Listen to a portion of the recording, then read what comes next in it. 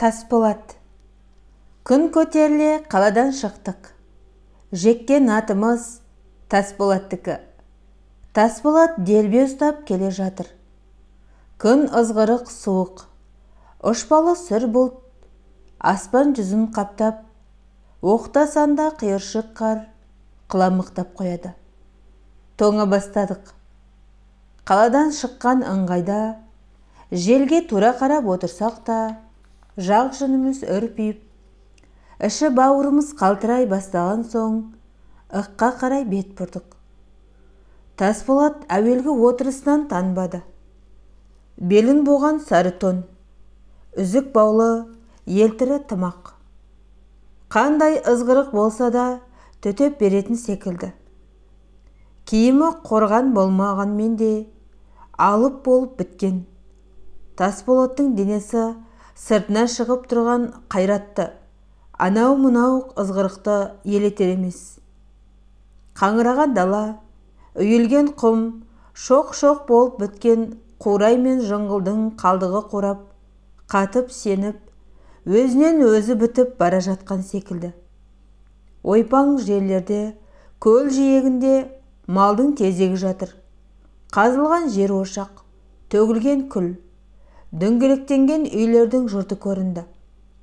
Ана бір көгалсымақ бір кезде ел қонған ауыл өмірінің қайнаған жері екендігіне шек жоқ. Қабырғасы ыржаңдаған арық торат. Белестен ойға қарай түскенде бүлкілдеп жортқан болады. Шолақ шыбыртқымен шып еткізіп, Тасболат оқтасанда ұрып та қояды. Адырға кездесе, ысылдаған құмға арбаның тегершігі көміліп, торат мимыртып барып тоқтайды. Жол жаман ба, әлде біз ауырмыз ба? Әйтеуір тоқтап қалса, тораттың танауы желпілдеп, демі пештің мұржасынан шыққан түтіндей будақтайды. Аттың демін алдырайық, буынып кетіп жүрер деп, Тасболат арбадан түсті. Аттың сыртығын, тамақ бауын қарап болып, бұрылып арбаға қайта келді. Менің тоңып отырғанымды біліп, жел жағыма келіп арбаға сүйенді. Көзі күлімсірейді. Шоқша сақалды, қыр мұрынды аққұба кісі. Түріне қарағанда онша кәрі емес секілді. Бірақ сақалы бурыл тартып қалыпты. Нешеге келдіңіз отағасы дебем, 40-тың нақ 5-еуінде тұрмын деп, күрсінген тәрізденді. Күннің суықтығын, арық малдың қолға қарай бастағандығын, ел қолында пішен қорының аздығын бір сыдырға әңгіме қылып өтіп, бір кезде менің кім екенімді, қай елдің адам екенімді жасыма шейін анықтап сұрады. Солай еді. Тау-суат елінің баласы едім де, білушем, көрген жерім еді. Біздің Байжаннан үлкен екенсіз-ау деді. Байжан дегеніңіз кім? Байжан деген менің балам еді. Жасы биыл нақ 20-да. Балаңыз қайда? Шаруашылық істей ме? Әлде оқып жүр ме? Анығын өзімде білмеймін, шырағым. Әйтеуір тірі деп есітем. Жас кезінде молдадан оқыды деп еді. Тасболат күрсінді. Шолақ шыбыртқымен торатты шып еткізіп ұрып қойды. Бір нәрсе есіне түсіп мұңайып қамықты ма? Әлде қарсы соққан жел көзінің сорасын ағызды ма? Күсті қолын қолғаптан шығарып, көз жанарын сүртті. Тасболаттың соңғы жауабы маған жұмбақ болып көрінді.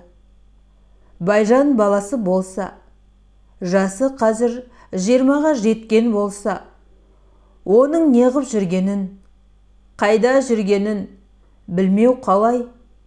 Мен анығын білгім келіп, қазбалап сұрай бастадым. Бір сыпыра уақытқа шейін менің сұрауыма ұшынан ғана жауап беріп отырды. Жауабы түсініксіз, күңгірт. Бүркеулі жақтан бір астардың барлығын еріксіз сездірерлік еді. Шырағым, тым қазбалап кеттің-ау. Қысқа берген жауабыма қанағат қылмай отырсың. Оныңды сезем, бірақ бұдан арғысын айтуға болмайды ғой. Ешкімге айтылмаған сыр еді. Айтпаспын деуші едім. Тасболат басын төмен салып, бір сыпыра жерге шейін ойлаумен отырды. Ойлаған түріне қарағанда, жанды жеген ескі жараның аузы ашылып, жүректе қан боп қатқан сырдың мұздай жарылып, сең болып ағып кетуге дайын тұрғандығы сездіргендей еді. Түсі бір қуарып, бір қызарып, мазасы кетумен болды. Бір кезде басын көтеріп, ауыр күрсінді. Бұрылып бетіме қарады. Көз жанарында мөлтілдеген жас тұр еді. Ұмытылып кеткен нәрсе еді, шырағым. Әлде қайдағылар қозғалып, еске түсуін қарашы. Сенің еліңді естіген соң, Талсуаттың атын естіген соң, өткен күн, жастық өмір, сағымдай мұнарланып ойымды, жүрегімді тартып алып кетті. Мен қазір елде жүрген сияқты болып отырмын. Ой, қой, Дәурен, Қаракөлдің аңғарында сіздің ел бар, біздің ел бар. Қара құрым болып жайлап отырар еді. Ән салып, сауық құрып, ойын той аңдып, сайран салып жүруші едік. Қайран жастық. Енді мынау шал болып отырғанымыз. Тасболат шынымен қамығып, бүртіктенген жас көз жанарынан домалап, бетінің қобысын қуалай жөнелді. Тасболаттың басынан қандай қайғының өткенін анық білмесем де, бала сияқтанып, еңкілдеп жылаған соң жаман аядым. Тасболат жылауын тоқтатып көзін сүртті. Жүрегі жарылғандай болып ауыр күрсінді. Торы атты шыпылдатып, шыбыртқымен үріп қойды. Салалы саусағымен сақал мұртын сипап өтті. Солай еді де. Талсуат елінің баласы едім де. Білем. Талсуаттың басы талай аунаған жеріміз. Талсуаттың күнбатыс жағында Тәшбай обасы дейтін оба бар еді. Әлі бар шығар-ау. Жас күнімізде жиналып алып, сол обаның басында талай асыр салушы едік. Сені де біліп отырмын, шырағым. Сенің әкең Омардың Бермағамбеті ғой. Бермағамбет менен 3-4 жас үлкен еді. Бірге өстік. Мен кеткенде сен жүгіріп жүрген бала едің. Оны да білем. Мен үйіңе барсам, қамшыңды бер деп әлек салушы едің. Оны білесің бе деп күлімсіреп бетіме қарады. Аң-таң болып мен де күлімсіреппін. Білмессің, онда жас едің ғой. Қазірде білуің қиын болар. Мен елден кеткелі қашан. Мені тірі дегенге ешкім нанбас. Мен елге есепті адаммын ғой. Шынында да, құр қайраған түрім болмаса, мен өлікпін ғой. Менің тірі болып осылай жүргенімнен не пайда? Тасболат біртіндеп айта келе сырды шешуге жақындады. Біресе басынан, біресе аяғынан шолып айтып отырып, болмас, бәрібір басталды ғой. Саған жұмбақ қыла бергенше, сырдың бәрін ашып, алдыңа салайын. Інім екенсің. Сен сияқты ініге айтпай, сүр қылып сақтағанда не шықпақшы? Ал тыңда деп, Тасболат маған қарап, бұрылыңқырап отырды. Ашылған омырауын қымтап, тымағының жалбыр жүнді жақтарын кейін сыпырып қойды. Бірер күрсініп алып, басынан өткен оқиғасын бастады. Білетін шығарсың, шырағым.